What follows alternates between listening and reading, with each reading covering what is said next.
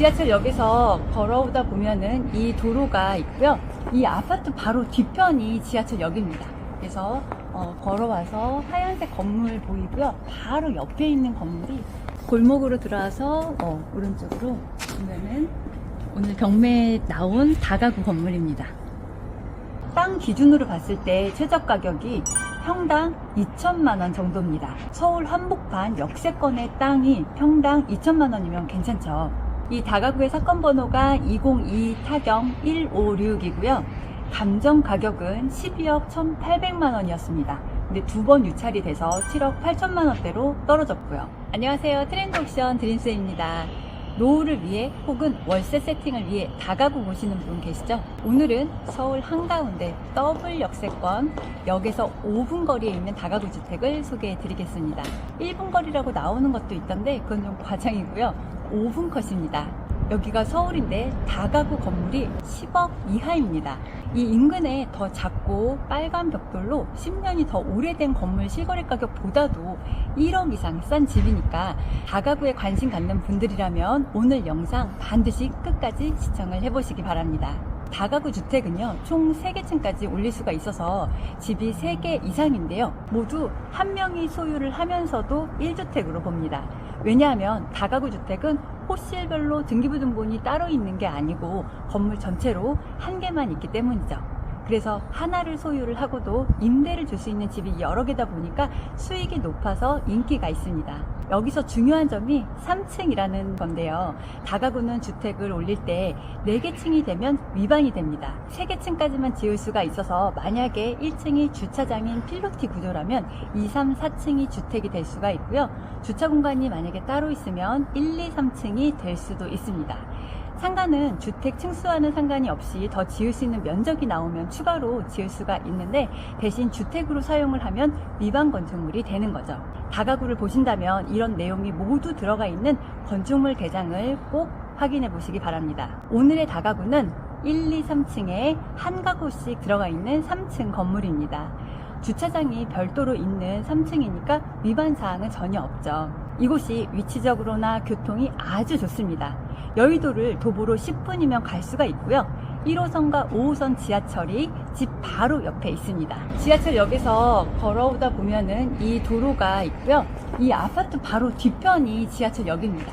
그래서 걸어와서 하얀색 건물 보이고요. 바로 옆에 있는 건물이 골목으로 들어와서 오른쪽으로 보면은 오늘 경매에 나온 다가구 건물입니다. 여기 도시가스 계량기 3개가 있죠. 1, 2, 3층 각각 한 가구씩 있어서 여기 계량기가 보이고요. 지금 출입문은 잠겨 있어요. 창문 쪽으로 방문도 열려 있어서 아파트가 바로 여기에서 보여요. 그리고 여기도 문은 열려 있는데 좀 여기 유리가 좀 지저분해서 안이 잘 보이지는 않네요. 여기 빈집, 빈 건축물 안내문이라고 나와 있는데요.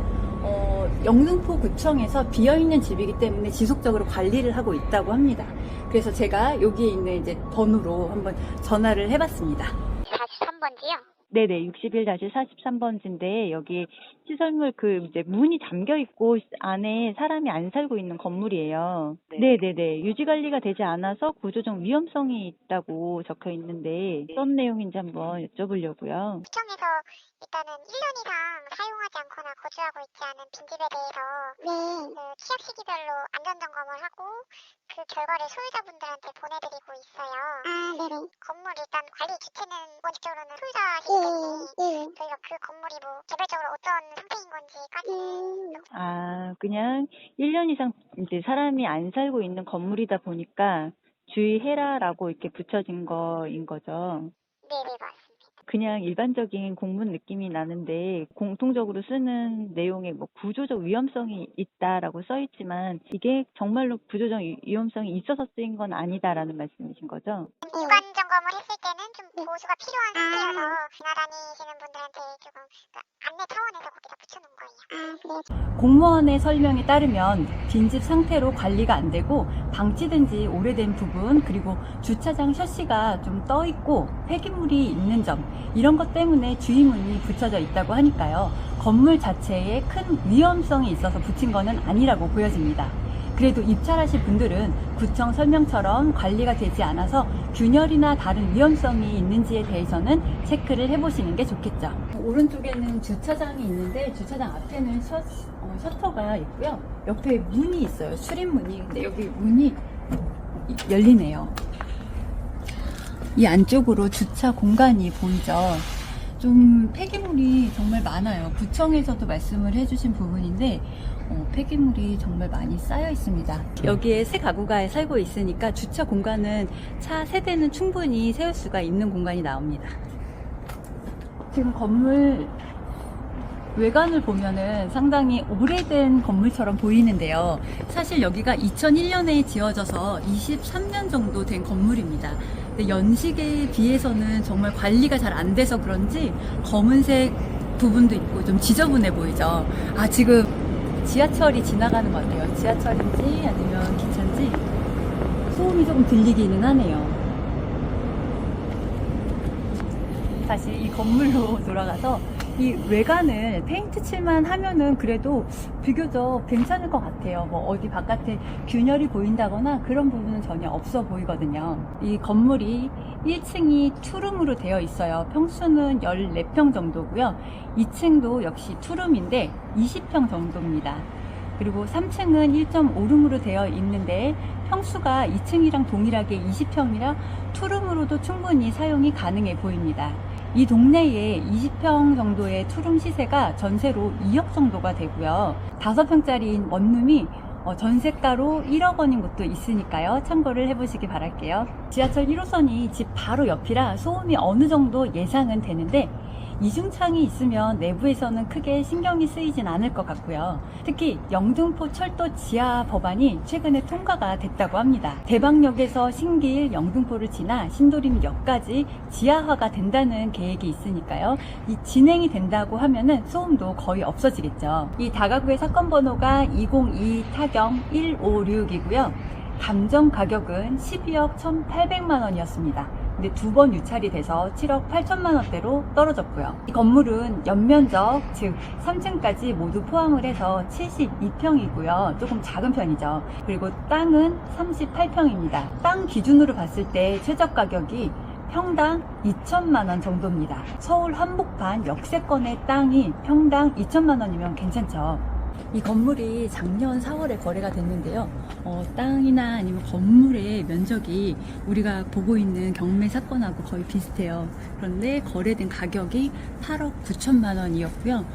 노후도는 조금 더 되어 보이죠. 빨간색 건물이기도 하고요. 빨간 벽돌의 건물이기도 하고 10년이 더 된 건물입니다. 작년 실거래가 8억 9천만 원에 거래됐던 건물보다 10년이 젊은데 땅 기준으로 평당 430만 원이나 싸니까 메리트가 충분히 있죠. 그리고 현재 21억에 토지가 45평인 매물이 나와 있는데요. 그곳은 땅 기준으로 4,600만 원이니까 2배가 넘죠. 건물 기준도 2,300만 원이 넘어서 이 건물이 반값이라고 볼 수가 있습니다. 최저 가격이 7억대라 매력적인데 거주하는 임차인도 없어서 명도를 하기에도 크게 어렵지 않아서 더 좋습니다. 신길역을 나와서 한 3, 4분 정도 걸어오면은 골목이 나오는데요. 이렇게 이 동네는 다가구가 밀집되어 있는 동네입니다. 서울 중심부 역세권이라 수익률이 아주 높지는 않아서 아쉽다 하시는 분들은요. 월세 말고 요즘 인기가 높은 에어비앤비나 단기 월세로 생각을 해보셔도 됩니다. 에어비앤비를 막상 시작을 하려면 주인이 전대를 하는 부분, 그러니까 임차인이 직접 거주를 하지 않고 모르는 사람들이 오는 거를 잘 허락을 해주지 않아서 계약부터 힘들다는 분들이 많거든요. 제 지인도 마음 먹고 수업을 듣고 알아보고 있는데 계약조차 하지를 못해서 시작을 못하고 있었어요. 근데 내 건물에서 하니까 큰 산은 이미 넘은 거죠. 월세를 임대로 들어가서 굳이 에어비앤비나 단기 임대를 받는 이유가 뭐겠습니까? 바로 수익의 극대화를 바라는 거죠. 이렇게 하면 보통 투룸 기준으로 월세를 내고도 100만 원 이상의 수익을 보는데, 이런 집이 3가구가 있고 월세를 따로 내지 않게 되니까 정말 수익률을 확 끌어올릴 수가 있습니다. 제 지인이 이 집 뒤에 있는 아파트에 살았었는데, 이 동네가 여의도로 출퇴근하기에 너무 좋다는 거예요. 호갱노노에서 이 아파트를 찾아봤는데, 이 아파트에 실제로 거주하고 있는 직장인 싱글남이 올리신 글입니다. 이분이 예전에 강남, 서초, 성북, 마포 이런 곳에 각각 몇 년씩을 살아보셨고, 송파, 성동, 동대문, 종로, 구로, 강서 등등 많은 곳들을 돌아다니셨네요. 그래서 서울 지리를 아주 잘 아시는 분이라서 집을 알아보실 때 정말 안 가본 곳이 없다고 합니다. 그런데 이 위치가 사회초년생이나 신혼부부들이 살기에 아주 좋은 곳이다 라고 이야기를 해주셨는데요. 아파트에 대한 부분은 일단 넘어가고, 여기에 철도 소음 얘기가 있는데, 아무래도 그 신길역이 있다 보니까 1호선 때문에 소음 이야기가 좀 있어요. 하지만 기찻길 바로 옆에는 약간의 소음이 있기는 하지만 오히려 대로변의 버스 소리가 더 시끄럽지 집 안에서 기차 소리가 너무 크게 들리지는 않는다고 합니다. 그리고 쇼핑 부분이 영등포역까지 도보로 15분이 걸린다고 하니까, 영등포역에는 롯데백화점, 그리고 신세계, 타임스퀘어가 있죠. 이런 쇼핑몰도 아주 가까이에 있고, 또 여의도도 정말 가깝거든요. 걸어서 여기 문화거리만 또 넘어가면은 10분 만에 여의도를 갈 수가 있다 보니까, 여의도에 IFC가 있고, 몇 년 전에 더현대가 또 오픈을 했죠. 그래서 더현대까지도 도보로 한 20분 정도면 갈 수가 있습니다. 가장 좋은 거죠. 직주 근접. 여의도로 출근을 하시는 분들에게 여기만큼 좋은 장소가 또 없습니다. 왜냐하면 여의도라던가 마포보다도 가격적으로 저렴한데 훨씬 접근하기가 편하기 때문인 거죠. 여기 바로 앞이 대로변인데요. 이 대로변으로는 버스가 정말 많이 지나다녀요. 여의도나 영등포 옆쪽으로 가는 버스도 있고, 그리고 용산이나 아니면 사당역으로 가는 버스도 지나가는 대로입니다. 이 길 바로 건너편에 홈플러스 익스프레스가 있네요. 그러면 한번 지하철역으로 한번 가볼게요. 여기가 신길역이고요. 조금 걸어와서 다리가 있습니다. 이 다리만 건너면은 바로 여의도가 나와요. 자, 저는 여의도로 출근하겠습니다.